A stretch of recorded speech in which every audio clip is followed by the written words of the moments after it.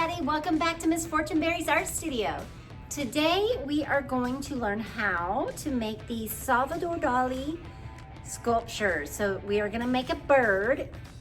You get to decide how it looks. It could have a little beak, big beak, I don't know. And we're going to paint it wonderful, beautiful colors and polka dots. As I was painting it, I started getting inspired also by Alabrijes, and then I started thinking about Yayoi Kusama.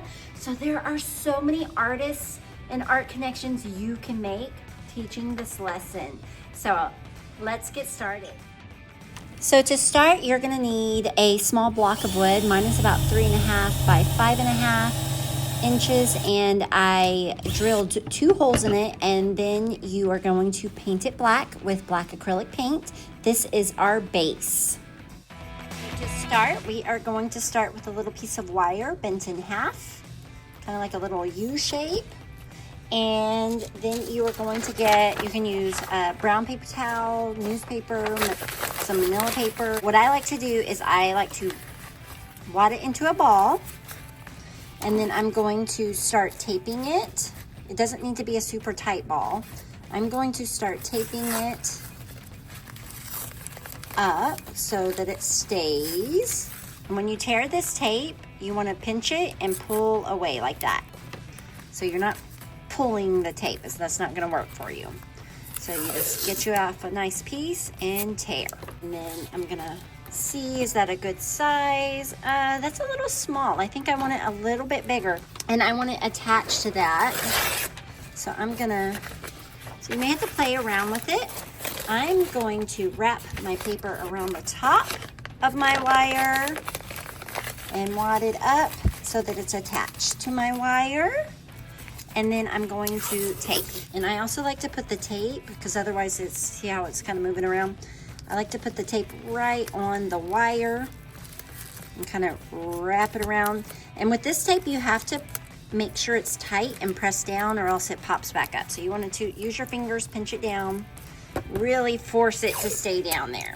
All right, so we're almost done with this step. Just gonna keep taping it until I am happy with how the size and how secure it is.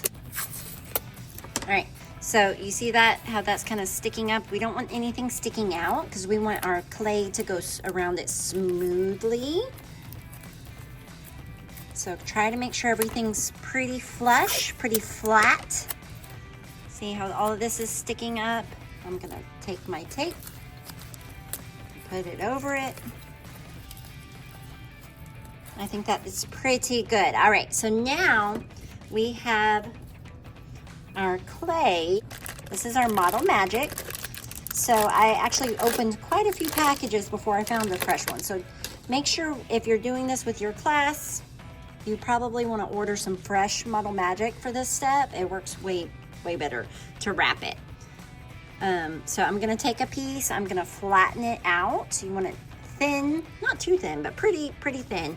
And I'm gonna wrap it around. You can do it with smaller chunks if you want. And I'm just taking my fingers and smoothing it out. If you end up getting it too thin and you can see the paper ball underneath, just keep going and add a piece on top. I'm sure mine will do that at some point. All right, so smoothing it out. I'm gonna take another little piece, flatten it out, and start connecting it. I'm gonna close it up. And I'm just using my thumb to smooth it and blend it together.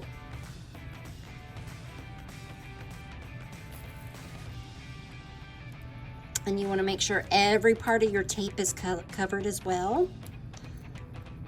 Just kind of pinching it, smoothing it, kind of manipulating it to be where I want it to be. That part's open, but I'm just going to pinch it closed. You don't want to use your whole packet of clay just on covering the body. So it should only take about half of your packet to cover the body. It's a little bird that we're making. So it's almost done. I kind of like how it's kind of coming down on the legs. I think that's going to be cute for this little bird. This one didn't do that. This one's flush with the body. So I'm just kind of pinching it down a little bit. And try to just get it, it's not gonna be perfectly smooth, that's okay. And also another thing you'll notice as it dries, it's kind of cracks a little bit. That's just the nature of the clay.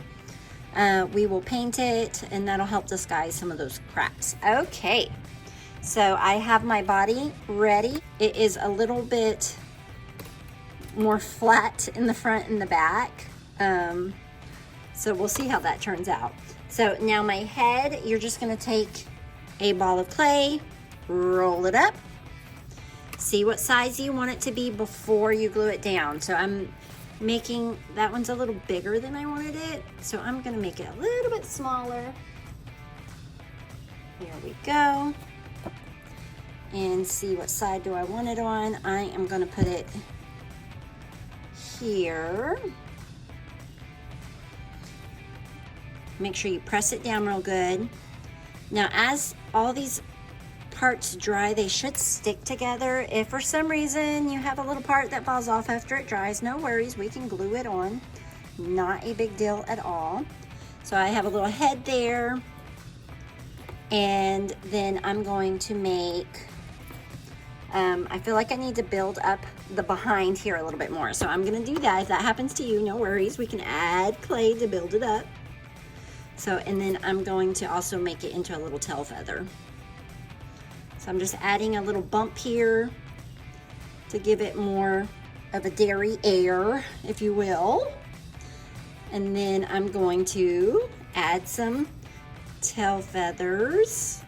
So you just play with the clay and make it do whatever you want it to do. You just pinch it and smooth it and attach it. There we go, there's a little tail feather. Now, if you notice I left it kind of thick. If you do a tail, something sticking up off of your bird, leave it thick, not paper thin, because you don't want it to break off. So that's really important. Is kind of, you know, don't overwork the clay, don't pinch it real hard, be very soft and delicate with it. Now I need a beak and some wings. When I make my wings, guys, I wanna make them the same size. So, I'm going to make them both before I attach them, okay? So I'm gonna start with 2 spheres, about the same size. And then there's more than one way to make wings. So if you have another method, you go for it. I'm gonna make them like little pancakes. And I'm gonna pinch one end. So I'm just pinching one end out. I'm not pinching hard, I'm just shaping it. I'm not trying to make it super, super thin. So they look pretty similar. Looks like kind of like a raindrop, right? And then I'm going to attach it to the side, pressing it down. You don't want anything really sticking out sideways because you want everything to survive, right? So I'm just pressing it. Fun thing about air dry clay, about this model magic, is that you don't have to worry about the score and slip method, right? No watery mess. Now, I am going to make a beak, and I want to do a little bit bigger beak on this. I think maybe even curve it down. So play around with your design, maybe kind of almost like a toucan beak. That would be fun. So I'm going to attach this really fun big beak here, being careful not to mess up the head shape too much. And you're just blending it. Blend, blend, blend like this. So I'm just taking my fingers, see how gentle I am? And if I move the head around, I just fix the shape. So just be gentle. It's very soft clay. Wow, he's turning out so fun here. Okay, so as you can see, I did this bird the same method. I made the body, I made the wings, I made a little tail, a head, and a beak. I just made it a little different, right? So everybody should look a little different.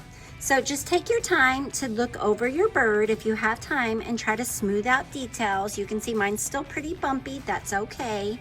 Try to reshape anything that needs to be shaped. Make sure nothing is too thin right? Before your clay dries. Once it dries, it's done.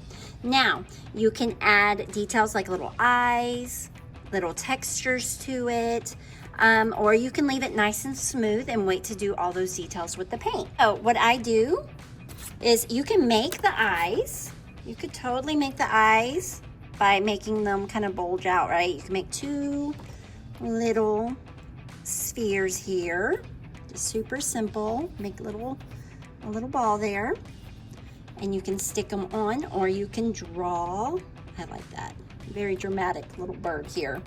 Or you can draw them in. I use my fingernail, boop, because I wanted them closed. I just pressed them in like that.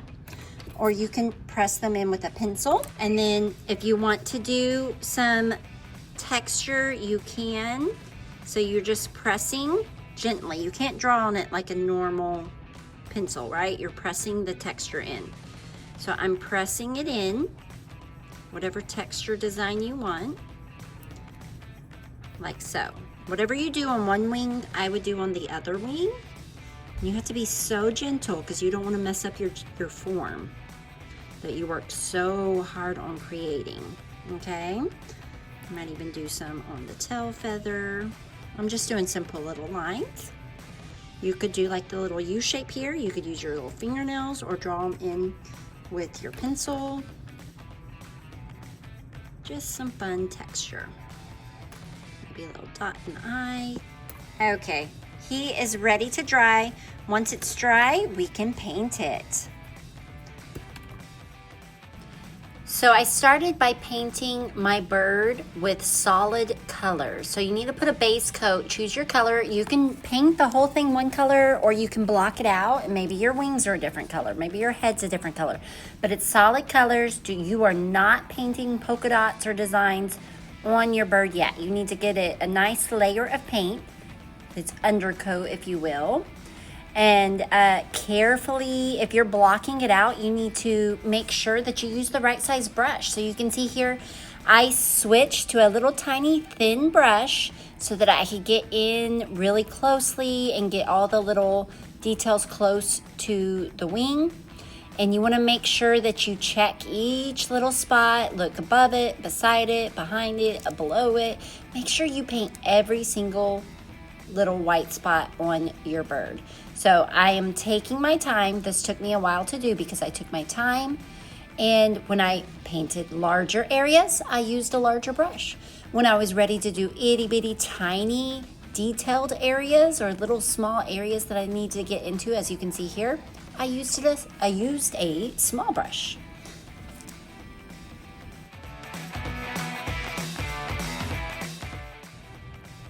Everything will dry fairly quickly, but you want to add at least 2 layers probably to most of your paint colors. So you can see how this is real streaky here. My black was streaky. I did 2 layers of black, okay? And if you're gonna do, like if I do a yellow or a light green here, I want my black to dry before I paint that so I don't mix my paint colors. So you have to be patient. This is not a contest on who can finish fastest, right? Paint everything one color that needs to be painted, let it dry, paint it again, let it dry, then go on to the next color, okay? So take your time, choose the correct size brush for each part, and make your art look beautiful.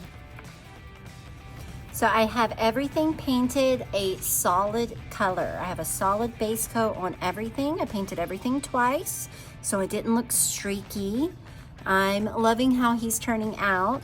Remember, hold it by the wire and be very careful. You never want to hold it by the top of the sculpture. All right, so you are gonna get to add polka dots to it, and this is gonna give it a really cool look. It kind of reminds me of Alabrijes or even Aboriginal art. So you can use Q-tips, you could use the tip of a small brush or even the end of a brush to do this. So you're going to, now remember, once you add it, you can't take it away. So I'm just gonna get a little bit of paint on the end of my Q-tip, and I'm going to carefully stamp my polka dots.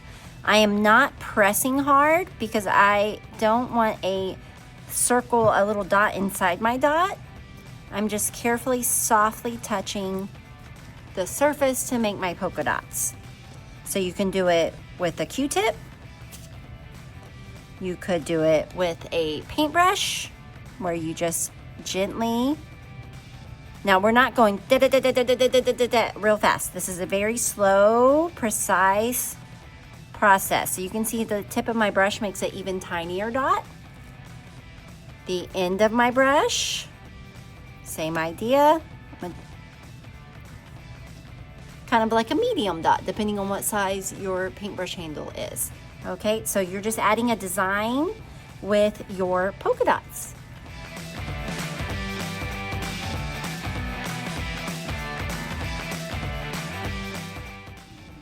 Thanks for creating with me. Don't forget, if you like this video and you want some more awesome art lessons, don't forget to like and subscribe.